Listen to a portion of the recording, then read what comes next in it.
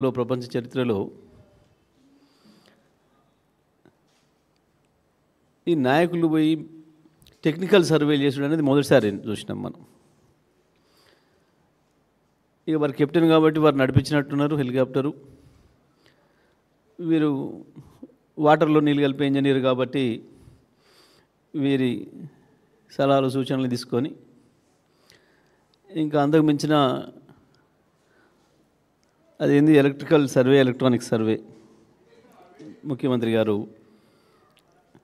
కొత్త టెక్నీషియన్ తీసుకొని పోయి సర్వే చేసి వచ్చినాడు. అంతవరకు బాగానే ఉంది కొత్త ఒరవడై. కానీ మాట్లాడిన మాటలే చాలా చీప్గా, ముఖ్యమంత్రిది మూర్ఖత్వం అనాలన్నా అజ్ఞానం అనాలన్నా అర్థం కాని పద్ధతుల్లో మాట్లాడుతున్నాడు ముఖ్యమంత్రి. ఇంకా అదే కొనసాగింపు, అవే రోత మాటలు. ప్రతిపక్షంగా ఉన్నప్పుడు మాట్లాడితే మాట్లాడవచ్చు, నేను ఒకడు పట్టించుకోలే అయ్యాలా, నేను ఒకడు దేకలే. కర్మగాలి రాష్ట్రానికి ముఖ్యమంత్రి అయితే మనం ఎవడు అనుకోలేదు కాబట్టి నీ మాటలు ఎవడు పట్టించుకోలేదు. కానీ వాళ్ళ ముఖ్యమంత్రి అయినవన్న సోయి లేకుండా 2 ఏళ్ళు అయిపోతుంటే కూడా ఇంకా ఆ స్థాయి పరిపక్వత తెచ్చుకోకుండా అవే అజ్ఞానం మాటలు, అదే మూర్ఖత్వం, అది ఇంకా కొనసాగిస్తూ ఉన్నాడు ముఖ్యమంత్రి. ఒకటంటే ఒకటి జీవితంలో ఒకటి నిజమైన మాట్లాడడానికి అలవాటు పడతాడేమో, నేర్చుకుంటాడేమో, వాస్తవాలు మాట్లాడతాడేమో అనుకున్నాం. ఎస్ఎల్బిసి విషయంలో, కృష్ణానీళ్ళ విషయంలో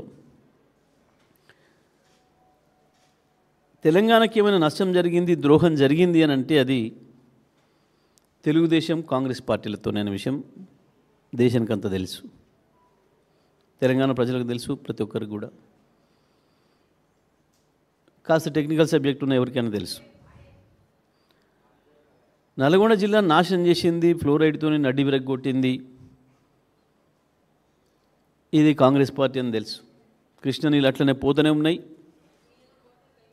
నల్గొండ నాశనమైందని తెలుసు. మహబూబ్ నగర్ ప్రపంచంలోనే అత్యంత ఎక్కువ నదీ జలాలు అందుబాటులో ఉండి, అత్యంత ఎక్కువ వ్యవసాయ యోగ్యమైన భూమిని కలిగి ఉండి, కేవలం ప్రభుత్వాల నిర్లక్ష్యం వల్ల అత్యంత ఎక్కువ మంది ఒక ప్రాంతం నుంచి వలసపోయిన జిల్లాగా మహబూబ్నగర్ జిల్లా రికార్డు సృష్టించింది. అంటే దానికి కారణం తెలుగుదేశం కాంగ్రెస్ పార్టీలే అని కూడా అందరికీ తెలుసు. గత సమైక్యాంధ్ర పాలకులు ఒకరిని మించి ఒకడు నేను మహబూబ్నగర్ దత్తత తీసుకుంటున్నా అని చెప్పి అనేక కోతలు కోసినరు. దత్తత తీసుకున్న కొద్దీ ప్రతి సంవత్సరం ఇంకో 1,00,000 మంది ఎక్కువనే వలసపోయారు తప్ప వలసలు తిరిగి రాలే. ఇది మన కళ్ళ ముందున్న విషయాలు ఇవన్నీ కూడా. ఈ ముఖ్యమంత్రి అబద్ధాలకి అంతు లేదు, పొంతన లేదు. ఆ నీళ్ళ శాఖ మంత్రికి ఏమాత్రం జ్ఞానం లేదు. ఎవరైనా ఏదైనా రాసిస్తే చదువుడు తప్ప ఆయనకు ఈత అంటే భయం, ఇరిగేషన్ సబ్జెక్ట్ అంటే భయం. రాసిచ్చింది చదవడం తప్ప ఇంకోటి అలవాటు చేసుకోవట్లేడు ఉత్తమ్ కుమార్ రెడ్డి గారు కూడా. 60 సంవత్సరాల పరిపాలన మీరు చేసి దానికి టీఆర్ఎస్ బాధ్యత, కేసీఆర్ బాధ్యత, హరీష్ రావు బాధ్యత. సిగ్గుండాలి కదా మాట్లాడడానికి కొంచెమైనా. అబద్ధాలకు కూడా ఒక హద్దు ఉండాలి కదా. ఎక్కడ చూపించగలుగుతారు టీఆర్ఎస్ బాధ్యత, బీఆర్ఎస్ బాధ్యత? నిన్న మాట్లాడిన మీ మొదటి అబద్ధం